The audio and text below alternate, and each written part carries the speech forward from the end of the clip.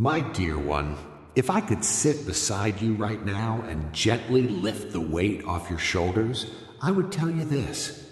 God is saying, stop blaming yourself.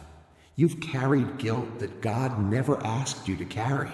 You've replayed moments you can't change. You've punished yourself for things Jesus already forgave.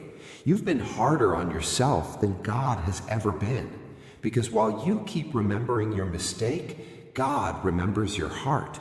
He saw your intentions. He saw your tears. He saw the lessons you learned. He saw the growth that came from the pain. And he says, my grace is enough.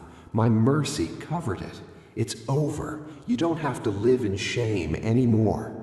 The Bible says, there is now no condemnation for those who are in Christ Jesus. Romans 8:1. God isn't holding it against you. He's not replaying it. He's not disappointed in you. He is healing you. He is restoring you. He is lifting you back up. So today, God says, let it go. Forgive yourself. You are loved, you are forgiven, and you are mine.